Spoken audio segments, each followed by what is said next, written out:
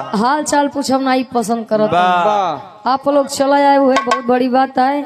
नहीं तो भाई कितना जने खाई टाइम होंगे खाई है चला जाए राजभोग टाइम अब गुरु जी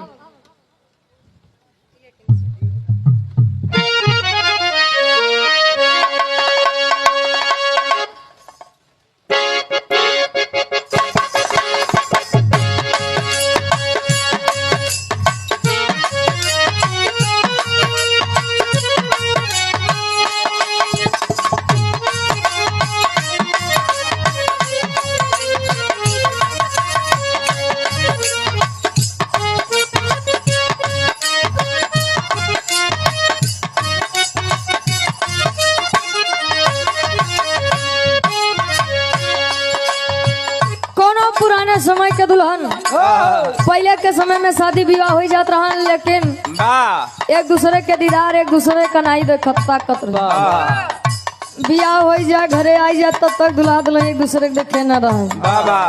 आज के समय में पहले देखुआरी होत बन और बाद सगाई होत बन बियाह में जयमाल होते ही है।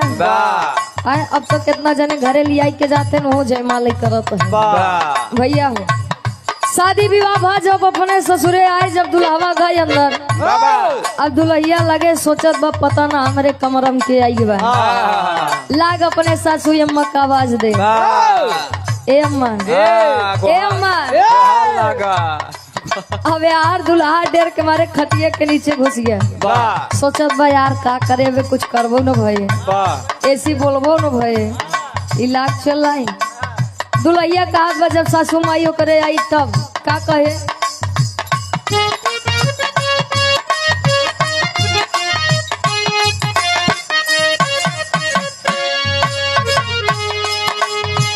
खटिया के नीचे बैठल छोरावा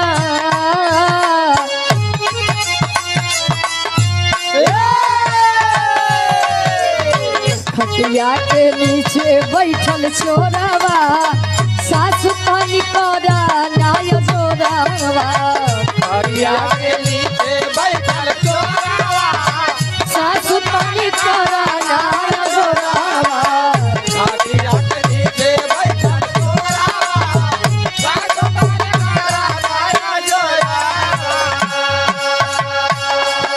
वहार अवधपुर में बरात ससुर के निकल गए हो भैया दूल्हे बा साजी को सजाया माल गवे होए माथे सेरा बंधा होए कहा थे नी दिन बड़ा भाग्य से आवत है आए जवन करम किस्मत में बाऊ तो ये वही करे और जवन नाही बा केतनो अपनाई ले वो नहीं आए।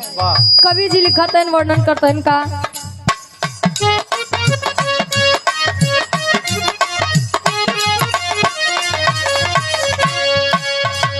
सोहे दूल्हे राजा के सेहरावा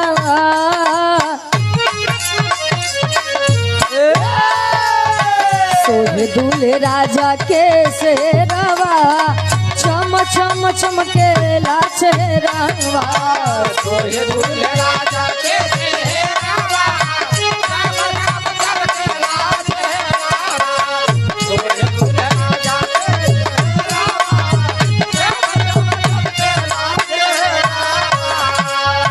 के पिता बने राजा दशरथ मन में उल्लास हो मन में उल्लास हो पिता बने राजा दशरथ मन में उल्लास हो चाचा के पूरा भइल मनवा के आस हो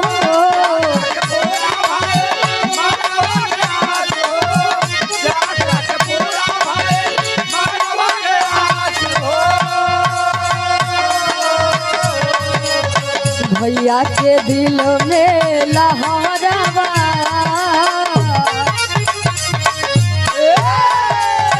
भैया के दिल में लहरावा चम चम चमकेला चेहरावा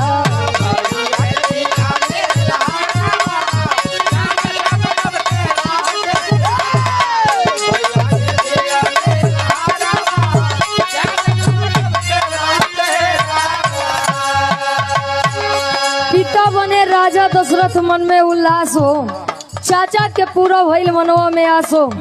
ई तो कबीर जी वर पक्ष खातिर लिखत है। राजा दशरथ की उपाधि दी गई आज के दूल्हे बादशाह जी के, आप पूजनी पिताजी को।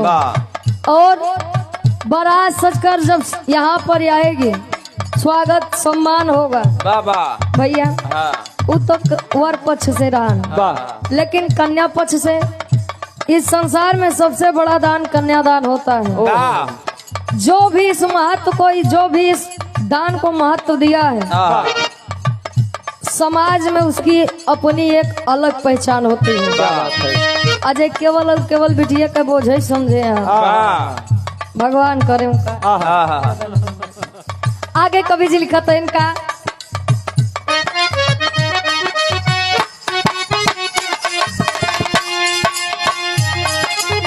राम जैसे दूल्हा दुल्ही सीता के रूप हो, सीता के रूप हो।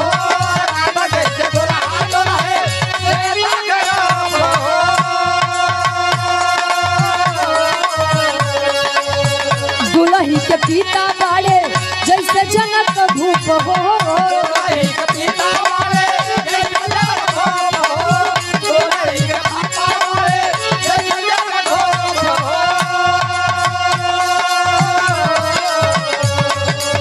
मड़वा में सोहेला सिंघोरवा,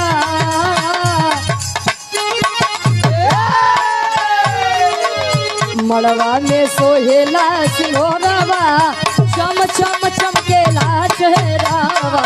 मड़वा में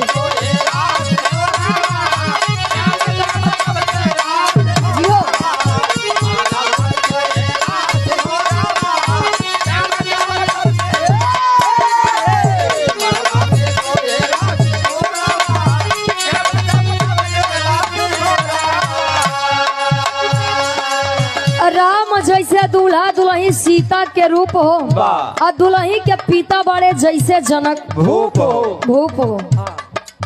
दूल्हे बादशाह जी की तुलना, दूल्हे बादशाह जी की उपमा आज प्रभु श्री रामचंद्र जी से, और दुल्हन की तुलना, दुल्हन की उपमा माई सीता जी से किया गया।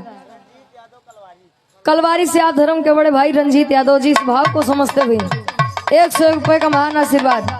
जैसे दोनों प्राणी राम जी और सीता जी साथे रहे सुखी और दुख में, वैसे दोनों प्राणी हमेशा सुखी और दुख में साथे रहे। नहीं तो आज के समय, आज के जमाना ऐसा ही हुआ, केवल सुख में सब पूछत है, दुख में तुम्हारा अपन रिश्ता तो को पहचाने से मना कर बा। इसलिए ईश्वर से कामना है आप दोनों की जोड़ी हमेशा सलामत रहे, आप दोनों सुखी और दुख में साथ रहे। आज के दुल्हन के आप पूजनीय पिताजी राजा जनक की उपाधि दी गई है। आज बाबूजी कन्यादान करेंगे अपनी बेटी का, आशीर्वाद के चाह रही। आखिरी भाव में कवि जी लिखते हैं, ओकरे बाद बाहर नंबर बा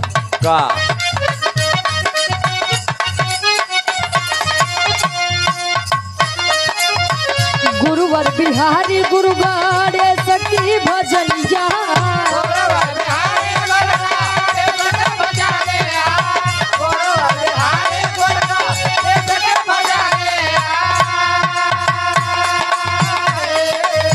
गुरु राधे श्याम कवि सुरेंद्र के लेखनिया,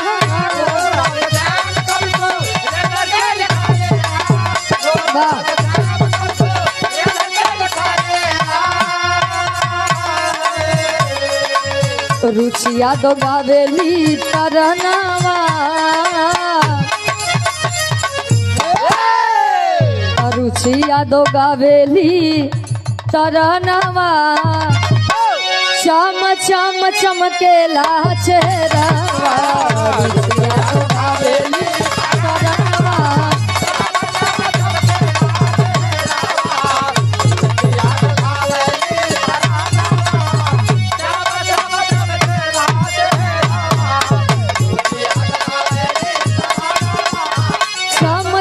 चमकेला चेहरा